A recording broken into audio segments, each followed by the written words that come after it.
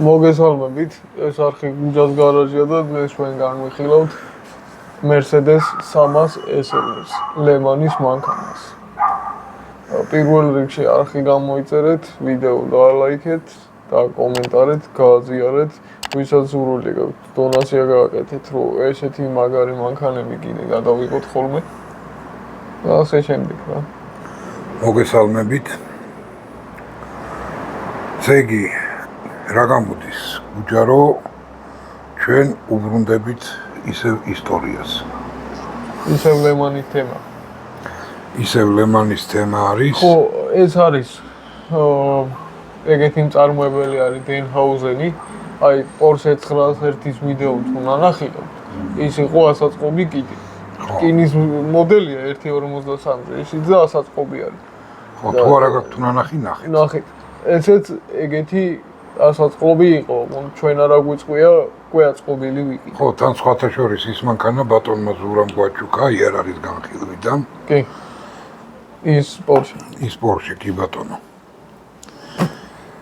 მოკლედ თან 722 ნომერი. აუცილებლად 722 ნომერი, რომელსაც შემთხვევით ჩამივარდა ხელში. კი, და სხვათა შორის მართლა ისტორიული ავტომობილი არის. ხო და მადლობა იმ ადამიანს, ეს რომ გასაკეთად გამოიტანა. კი. და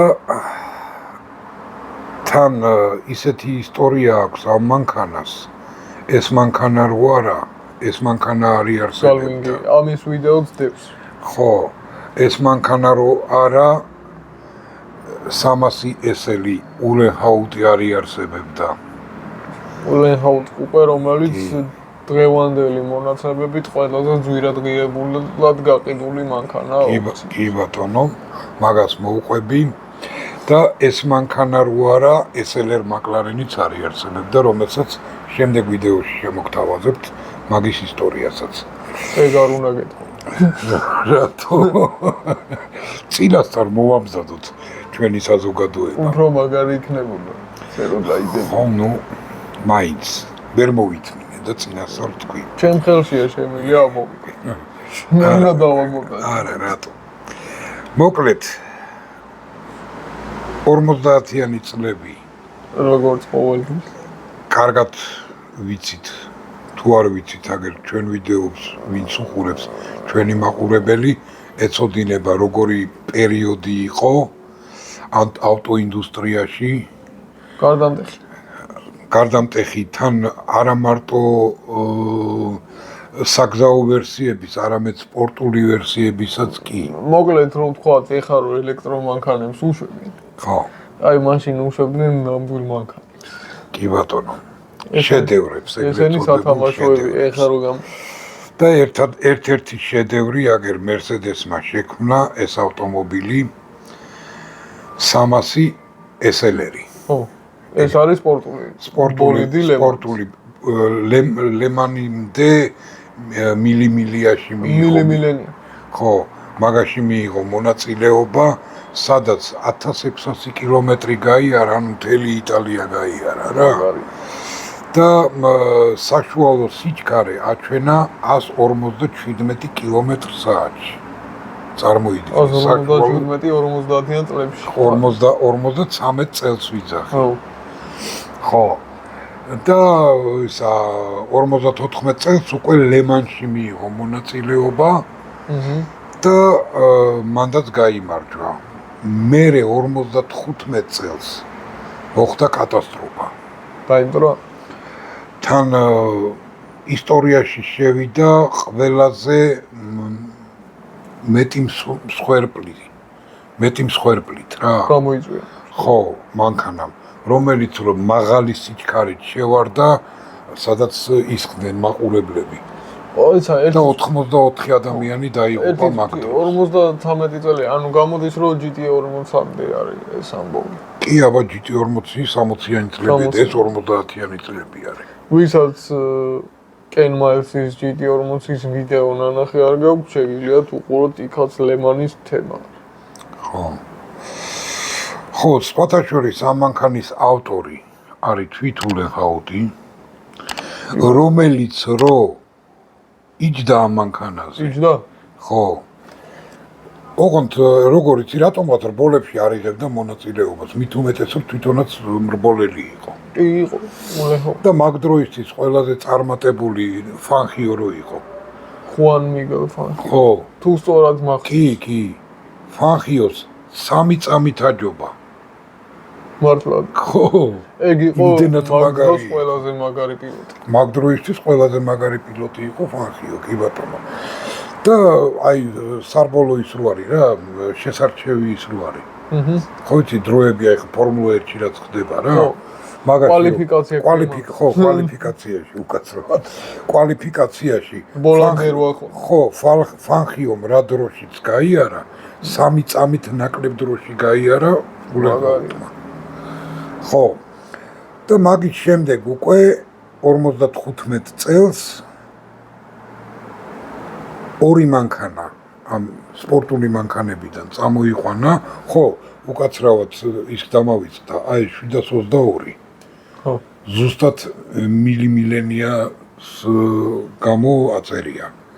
მონაწილეობას. ხო. პირველად ამ ნომრით მიიღო მონაწილეობა რბოლაში. პილოტის ნომერია. ხო. ხო და ისა ვაგრძელებ, ორი მანქანა წამოიყვანა. კი. სულ იყო მგონი 11 მანქანა თუ რაღაცა რა, ესენი აწყობილები. და ერთი დაიტოვა თავისთვის. ოღონდ გააკეთა სამოქალაქო ვერსია. კი. გადახურული უკვე ულენჰაუტ კუპე. ულენჰაუტ კუპე. რომელიც წეგან რო ახსენა ყველაზე ძვირად გაიყიდა აუქციონზე თქო, აი ძვირიანი მანქანის სტატუსი რო ყველაზე ერთ-ერთი ორი ცალია სულ და ერთ-ერთი ეგზემპლარი გაიყიდა და ერთი გონი მერსედეს. ოღონდ ის არავინ არ იცის რომელი იყო მაგორიდან ულენჰაუტის კუთვნილი მანქანა. ხო, რომელიღაცა იყო რა. ხო, ორიდან ერთ-ერთი გაიყიდა. მეტი არ არის, სულ ორი ცალია. და სხვათა შორის რო ამბობდნენ რომ ხელიდან ხელში გადადიჯერ ვიღაცისა იყო, მერე ვიღაცისა, მერე ვიღაცისა ეგ მანქანა არ არის სწორი ინფორმაცია. მერსედესის კუთვნილება იყო ორივე მანქანა. დღესაც იმ ორიდან ერთ-ერთი მერსედესის მუზეუმში დგას და ერთი უკვე აგერ რამოდენიმე წლის წინ ვიღაცის კუთვნილებაა. რამოდენიმე წლის წინ არა, შარშანი. შარშანი იყო თუ შარშანი? ან შარშანი წინ მაქვს. ხო.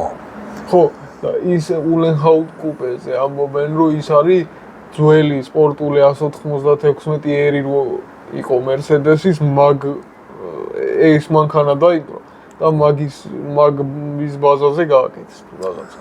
და ამის ბაზაზე გააკეთეს ფორმულა 1 კიდე. კი. აი იმ დროინდელი. ხო.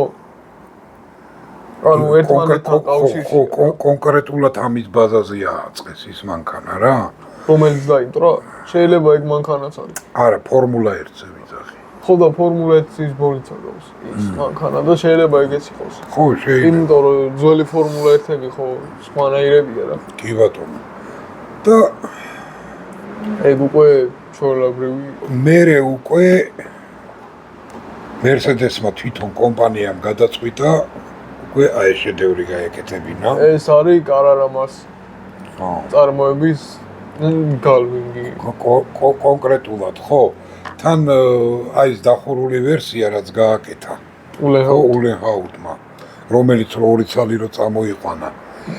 მაშინ ჯერ იმ მანქანაში გამოიყენეს ეს თოლიას ფრთებს რო ეძახიან. გალვინგი რა. ხო, გალვინგს რო ეძახიან. კარებები რო ზემოთ ესე რო ხო, ნუ ეგ რატო გააკეთეს, რომ მრბოლელი რო ადვილად ჩამჯდარიყო ავტომობილში. სწორი გადაწყვეტილი. ხო. და მერე უკვე სამოქალაქო ვერსიაზე კონკრეტულად ამ მანქანაში ხო, ამ წარმოებას. აქვს კიდე ულენჰაუტ კუპეს მოდელი. ხო. ნახე. კი. ეგეც ასაწყობი, ხო? ასაწყობია. მოკლედ ესეთი მოკლე ისტორია მოვყევით ამ მანქანასთან დაკავშირებით, რომელმაც რომ მართლა ისტორია შექმნა რა. კი. და ოქროს ასოებით ჩაიწერა მერსედესის ისტორიაში. და არა მარტო მე ვთვლი რომ ამ ეპოქის მერე მერსედეს სპორტში ეგეთი დიდი წარმატება არც ქონია. ხო, ნუ აი როგორ იცი წინა ვიდეოებშიც არაერთხელ ვახსენე რა. აი უფრო პლასმასის მანქანებს უშვებენ ვიდრე ნამდვილ მანქანებს რა ეხლა. აი ხა ფორმულა 1 რო ავიღოთ. ეხლანდელი ფორმულა 1. ძალიან იშვიათად რომ მერსედესმა მოიგოს. ან პოდიუმზე ავიდეს. მერსედეს თავი დაანებე, როგორი ის არის იცი? ძღოლი, უფრო სწორად პილოტი იმდენად არ მართავს მანქანას, რამდენადაც კომპიუტერი. ეგ ხელოვნური ინტელექტის თემაა. ხო, ნუ არ შეიძლება რა. აი ამ მანქანის დროს ხო თავარი იყო სრული კონტროლი იყო პილოტზე. აბა რა. და ლუისმა ხო თქვა სენას მაკლარენის, ანუ საპატიო საცემოთ რო დაარტყა წრეები. ხო. რომ დიდი ხანია ესეთი შეამორება აღარ მიმიღიაო რა. ხო, რომ ნამდვილ მანქანაში ხო, რო ჟარიო რა. ნამდვილ ფორმულა 1-ში იჯდა და არა რაღაცა კომპიუტერი. ანუ თვითონ აკონტროლებდა. ხო, რა გინდა კომპიუტერი PlayStation-ი და რულები და ისინი რო არის სახლის კომპიუტერი, პერსონალურ კომპიუტერზე მაქვს საუბარი, ეს ცალკე რულებიც რო იყიდება და რაღაც. რაღა ეგი თამაშია და რაღა ფორმულა 1-ში და. ხო, ფორმულა 1 ეგეთი არ არის, მაგრამ ძალიან არის მიახლოებული. ხო, სხვათა შორის ფორმულა 1-ს უყურე და მან და ჩასწორდა. კი, ეგეთი გამოვაწყდა მაგარი კიდო. ბრედ პიტი რო თამაშობს. ახალი რო გამოიცა. კი ბატონო. ხო, და ვინც არის იქ დაგიანონსებთ, რომ პროდიუსერი არის, ერთი თავარი პროდიუსერი არის ჯერი ბრუკჰაიმერი. ხო, იმ ფილმი. სხვათა შორის ძალიან მაგარი ფილმი. ვინც არის იქ ჯერი ბრუკჰაიმერი, ვინ არის გატაცება 60 წამში, ცუდი ბიჭები, მაგების, კინოების მანქანები დევს არხზე და მესამე ფილმი არის ეს ეხა გამოუშვეს და ერთ-ერთი პროდიუსერი არის ლუის ჰემილტონი. კი ბატონო. რომელიც თუ ვინმე მარიცით ლუის ჰემილტონი ვინ არის ეს ვიდეო გათიშეთ და ფორმულა 1-ის რბოლებს უყურეთ 7 გზის მსოფლიო ჩემპიონია ბოლო-ბოლოა რა ფორმულა 1-ის კომენტატორებმა ფერარში ხო გადავიდა ხო მოკითხვა აქედან ფორმულა 1-ის კომენტატორებს და რა თქვეს იცი ლუისზე ბრენდშია ხო ბრენდშია აბარა მართლა ეგრე არის დავამთავროთ. იმედია ჩვენი დღევანდელი ვიდეო მოგეწონებათ. აუცილებლად კომენტარები დაგვიწერეთ. ხო, გვაინტერესებს. თქვენი აზრი. თუ რამე შენიშვნები გექნებათ, აუცილებლად მოგწერეთ, რომ გავითვალისწინოთ. თქვენ რომ თხოვნებს წერთ, რომ აი შემდეგი მანქანა რა გადავიღოთ, გავითვალისწინებთ, თქო სამომავლოდ აუცილებლად. ხო. ნუ შეძლებით და გვარად ვცდილობთ, რომ ყველა მოთხოვნა დავაკმაყოფილოთ. კი. ოღონდ დრო ჭირდება. ხო, მაგას ყველაფერს დრო ჭირდება, რა თქმა უნდა. კარგით, აბა დაგემშვიდობებით შემდეგ ვიდეომდე.